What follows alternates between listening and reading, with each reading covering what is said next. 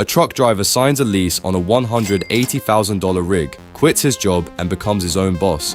18 months later, he's $40,000 in debt and working 70-hour weeks just to break even. Not because he made bad decisions, because the math was never designed to work in his favor. Tracing how that lease was structured and who wrote the terms reveals a system built by some of the largest logistics companies in America to extract maximum labor at minimum cost. And the most remarkable part? It's completely legal. This is how Be Your Own Boss became the most effective trap in American trucking. Here's the pitch as it actually appears in job listings today. Owner-operators earn up to $25,000 a month, $9,000 a week. Be your own boss, set your own schedule, build your own business. It sounds like a franchise opportunity, not a job posting, and that's exactly the point. In 2022, there were 3.5 million truck drivers in the United States. Of those, 1.7 million, nearly half the entire workforce, were classified as owner-operators. That means they own or lease their own trucks, file taxes as independent contractors, and are, at least on paper, running their own small businesses. The distinction matters enormously. A W-2 employee gets benefits, unemployment protection, workers' compensation, and an employer who's legally obligated to cover at least part of their costs. A 1099 independent contractor gets none of that. No benefits, no guaranteed pay, no employer contributions to anything, just a per mile rate and an open road. Now here's where it gets interesting. Of those 1.7 million owner-operators, only 44% actually drive under their own direct authority, meaning they find their own loads, set their own rates, and run a genuinely independent operation. The other 45% lease their services to a motor carrier, a logistics company, a middleman. So nearly 800,000 American truckers call themselves independent contractors, but spend their days driving routes assigned by a corporation, hauling freight in containers owned by that corporation, sometimes in trucks financed through that corporation, under terms set entirely by that corporation. That's not a small business, that's a job with extra steps and extra costs. To understand why this arrangement exists at all, it helps to go back to the moment American trucking was redesigned from scratch. For most of the 20th century, American trucking was one of the most regulated industries in the country. The Motor Carrier Act of 1935, pushed largely by the railroad lobby, which was losing business to trucks, standardized freight rates, restricted what trucks could carry and where, and made it nearly impossible for new carriers to enter the market. Truckers knew what they'd earn. Rates were set. The industry was essentially a cartel, and consumers paid for it. Freight costs ran an estimated 1/3 to 1/2 higher than they should have. By 1980, that system was gone. The Motor Carrier Act of 1980 was one of the most sweeping deregulations in American economic history. Overnight, truckers could drive where they wanted, carry what they wanted, and charge whatever the market would bear. New carriers could enter the industry with almost no barriers, and they did, in massive numbers. The trucker workforce nearly doubled between 1977 and 1996, growing from 1.1 million to 1.9 million drivers. The number of trucking companies exploded from around 20,000 in 1980 to more than 500,000 by the mid-2000s. More competition, lower prices, better service. For consumers and for the companies shipping freight, deregulation was an unambiguous win. For drivers, it was a different story. When labor supply doubles and barriers to entry collapse, wages fall. Union power in trucking evaporated through the 1980s and 90s. The Teamsters, which had negotiated strong contracts for drivers for decades, saw their influence gutted. And into that vacuum, a new business model quietly took hold, one that would define the industry for the next 40 years. But the wage collapse was just the first move. The more consequential shift wasn't what companies paid drivers, it was what they made drivers pay for. Here's how the independent contractor model actually works, step by step. A logistics company, take XPO Logistics as a real example, needs trucks to move freight. Under the traditional employment model, XPO would buy trucks, hire drivers as employees, pay for fuel, insurance, and maintenance, and take on all the operational risk. That's expensive. It requires capital, it creates fixed costs, and it means the company is on the hook when things go wrong. The asset-light model eliminates all of that. Instead of employing drivers, XPO contracts with independent owner-operators. The driver owns or leases the truck.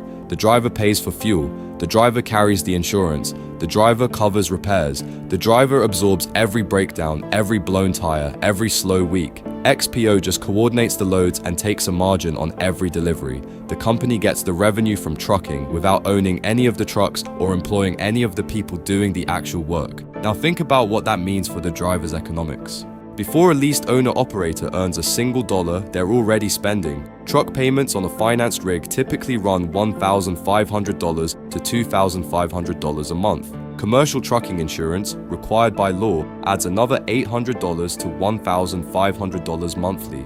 Fuel at current diesel prices runs roughly $1,000 a week for a driver running standard long-haul miles. Tires, which wear out fast on heavy trucks, run $500 to $600 each, and the truck has 18 of them. Routine maintenance, oil changes, brake jobs, DOT inspections add several $100s a month on a good month and several thousand on a bad one. Add it up conservatively, and an owner-operator is spending somewhere between $3,000 and $5,000 a week before making a cent of profit. That's the break-even line. Every mile they drive just gets them back to zero. To actually earn a living wage, a driver needs to run hard, consistently, with no dead miles, no unpaid delays, no breakdowns. The math only works when everything goes right, and in American trucking, everything does not go right. Here's where the system reveals itself most clearly, not in the lease terms, but in what happens when a driver shows up to work and can't work. The Port of Long Beach, California is one of the busiest freight hubs in the world. Billions of dollars of goods move through it every year: electronics, clothing, furniture, auto parts. And for the independent contractors hauling containers in and out of that port, it has historically been one of the worst places in America to make a living. A 2019 study out of UC Berkeley put the median annual income for a port truck driver in Southern California at $28,000, not gross revenue, net income after expenses, for a job that routinely exceeds 60 hours a week. The reason comes down to one word: waiting. Port drivers aren't paid by the hour, they're paid by the load, a flat rate per container picked up and delivered. So when a driver arrives at the port and sits in a queue for 3 hours waiting for their container to be ready, those 3 hours are free. When the queue stretches to 6 hours, which during the COVID era shipping backlog became routine, that's half a workday gone, unpaid, while fuel burns and the truck sits idle. And here's the structural reason this never gets fixed. From the port operator's perspective, a line of waiting trucks means demand is being met. The freight is moving, there's no shortage of capacity. From the shipping company's perspective, their goods will get picked up today, which is all they need. Neither party bears any cost from the driver's wait. The entire cost, the time, the fuel, the lost income, lands entirely on the independent contractor. This isn't an accident. It's the direct consequence of externalizing operational risk onto drivers. When a company employs drivers as W-2 workers and pays them by the hour, congestion costs the company money. When drivers are independent contractors paid per load, congestion is someone else's problem. Specifically, it's the driver's problem. The Permian Basin in West Texas runs on the same logic. Trucking sand from mine to oil rig sounds simple, but drivers there report waiting anywhere from 2 to 24 hours at wellheads and mine gates, uncompensated, while the oil companies and the sand mines count full queues as a sign that operations are running smoothly. In the summer of 2024, drivers started physically blocking mine entrances in protest, handing out flyers, demanding to be paid for the time they were sitting still. The protest made local news. Nothing structurally changed. 90%. That's the annual turnover rate at large long-haul trucking carriers in the United States. 90% of drivers leave a given company within a single year. In most industries, a turnover rate that high would signal a crisis. Companies would scramble to fix compensation, improve conditions, retain talent. In trucking, the response has largely been hire more, and that tells you everything about who the system is actually designed to serve.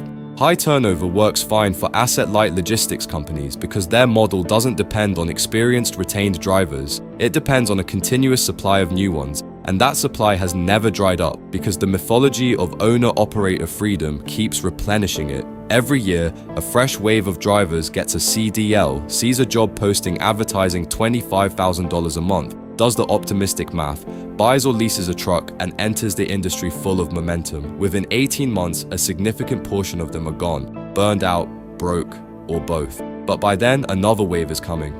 The romance of the open road isn't just cultural nostalgia, it's a recruitment mechanism. The be your own boss framing isn't just marketing language, it's the reason the labor supply stays full even as the conditions get worse. And while drivers churn through the bottom of the industry, the money flows somewhere else entirely.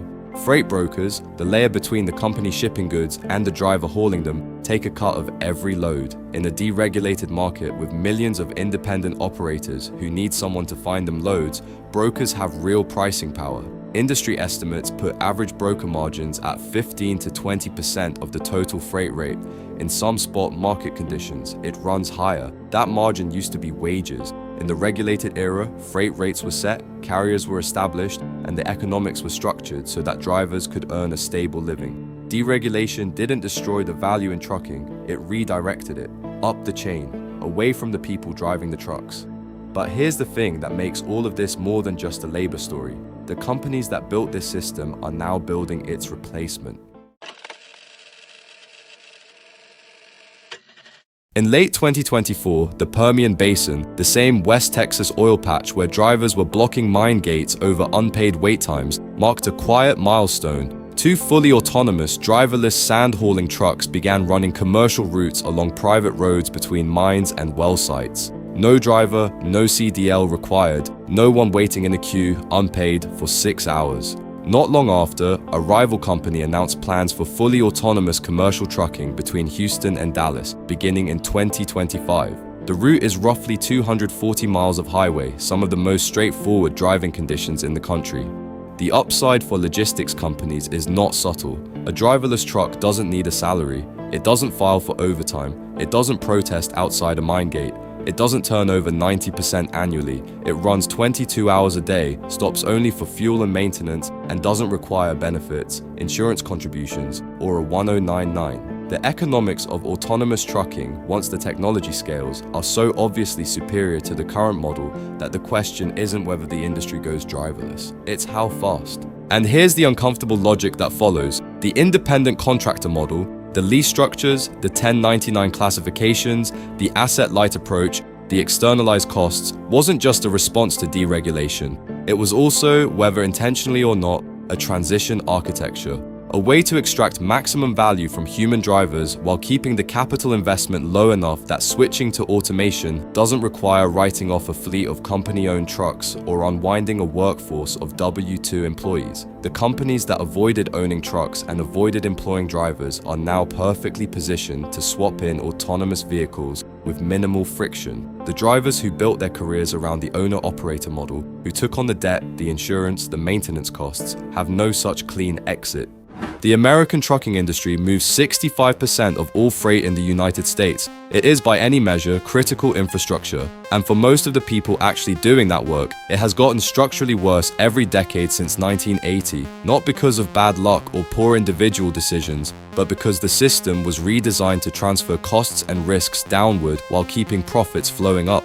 The independent contractor model in trucking isn't an anomaly. The same architecture, 1099 classification, platform coordination, externalized costs, now runs through gig work, port logistics, oil field operations, and last-mile delivery across the economy. Trucking just built it first, at scale, and tested it longest. For anyone evaluating a trucking job or any job structured around independent contractor status, the mileage rate or the per load fee is not the number that matters.